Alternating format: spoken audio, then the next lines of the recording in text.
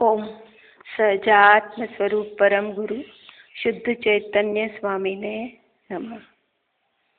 हे आत्मन, जैसे 4 हाथ तक प्रकाश करने वाले छोटे दीपक को लेकर ही मीलों का रास्ता तय किया जा सकता है, क्योंकि 4 हाथ आगे बढ़ने पर आगे के 4 हाथ का मार्ग स्वयं प्रकाशित हो जाता है। छोटा सा दीपक है और छोटी सी उसकी रोशनी है, पर उसके सहारे भी मीलों का रास्ता तय हो सकता है। जैसे जैसे आगे बढ़ेंगे, आगे का मार्ग प्रकाशित होते जाएगा।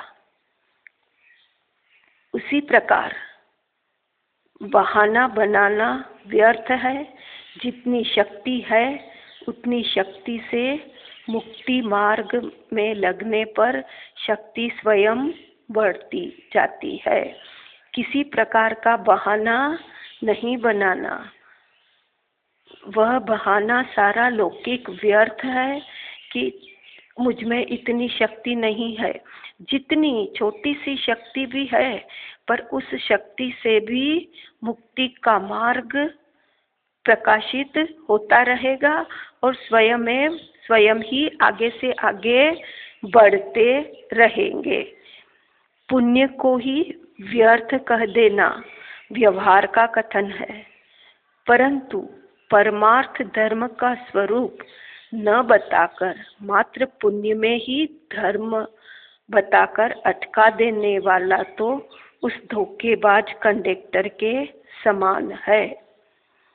पुण्य को व्यर्थ, यानी पुण्य सोने की बेड़ी है और पाप लोहे की बेड़ी है, तो ऐसे कहकर पुण्य में अटका देना, और यह परमार्थ का धर्म स्वरूप नहीं बताना कि धर्म का सच्चा स्वरूप मात्र पूजा करना, माला फेरना, सामायिक, उसमें ही धर्म बताकर उनको शाश्वत धर्म, सत्य धर्म की राह न बताने वाले उस धोखेबाज कंडक्टर जो बीच में गांव के बीच में ही उतार देते हैं, गंतव्य बताकर नए यात्री को कि यह मंजिल आ गई है। जैसे एमए की परीक्षा के बीच में बीए की परीक्षा आएगी अवश्य, परंतु कई बार विश्वविद्यालयों से बीए की परीक्षा दे देने पर भी एमए नहीं हो सकता। उसी प्रकार परमार्थ की प्राप्ति के बीच में व्यवहार, दर्शन, स्वाध्याय, संयम आते हैं। परमार्थ की प्राप्ति में स्वाध्याय, संयम आदि, दर्शन आदि सब कुछ आते हैं, परंतु मात्र व्यवहार करते करते परमार्थ की सिद्धि होना संभव नहीं है।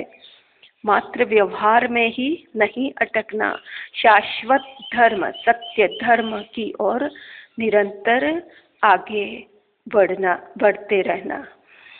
परमार्थ का आश्रय एवं लक्ष्य रखना ही निरंतर योग्य है। लक्ष्य अपनी मंजिल ही होना चाहिए। हे आत्मन, लोक में भी यदि दूसरे के वस्त्र आदि अच्छे लगे तो उसी का नहीं छीन लेते, अपितु विवेकी जन वैसे ही वस्त्रादि स्वयं बनवाते हैं। उसी प्रकार यदि भगवान की परमात्म दशा यदि हमें अच्छी लगी है, तो हमें भी वैसी परमात्म दशा प्रकट करने के लिए स्वभाव का आश्रय करना योग्य है कि जिसकी अच्छी ड्रेस लगी तो वैसी ही ड्रेस अपने स्वयं के लिए ही बनवा लें। यह तो लौकिक है, लेकिन परमात्मा की दशा यदि हमें अच्छी लगी तो हम भी वैसा प्रबल पुरुषार्थ प्रकट करके अपने स्वभाव का आश्रय, निज स्वभाव का आश्रय करना योग्य है। आत्मविश्वास के बिना तो बाह्य में भी सफलता नहीं मिलती, तब फिर परमार्थ आत्मस्वरूप में अहमपना हुए बिना मुक्ति मार्ग का साधन कैसे हो सकता है?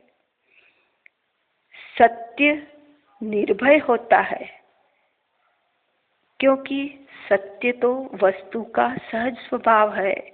वस्तु स्वभावो धम्म, वस्तु का स्वभाव ही धर्म है, और वस्तु के स्वभाव में भय का अस्तित्व ही नहीं। भय किसका? भय तो आत्मा से विमुख परिणाम है, मेरा नहीं। जो आत्मा से विमुख होता है, पर में होते हैं, उन्हें भय होता है। मैं तो अपने स्वयं में स्थिर हूँ, तो मुझे भय किस बात का? जो स्वरूप की विराधना से उत्पन्न होता है। अतः सत्य का आश्रय, निरूपण, समर्थन निर्भय होकर करना योग्य है। भय तो पतन एवं असफलता का ही कारण है।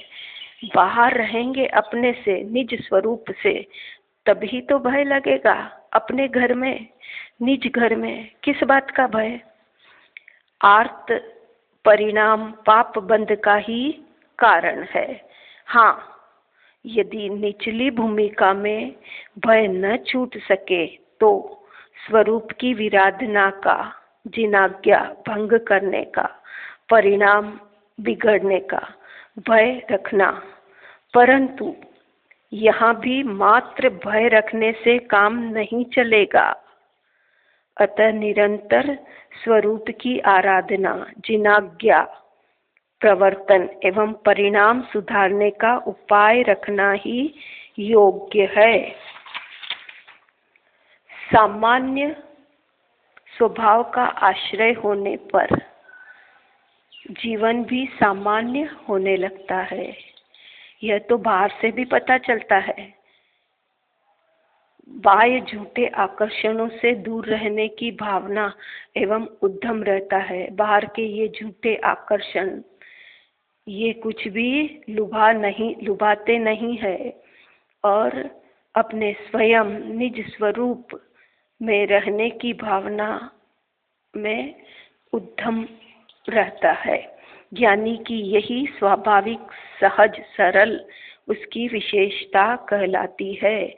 यही ज्ञानी की विशेषता है कि वह बाहर की लुभावनी प्रकृति में नहीं अटक कर अपने भीतर शाश्वत, सहज, सत्य, सरल उसमें ही अपने को स्थिरता, प्रबल पुरुषार्थ के द्वारा स्वयं में लीन रखने का प्रबल पुरुषार्थ करते रहते हैं। इन्हीं भावनाओं के साथ ओम अरहम, ओम अरहम।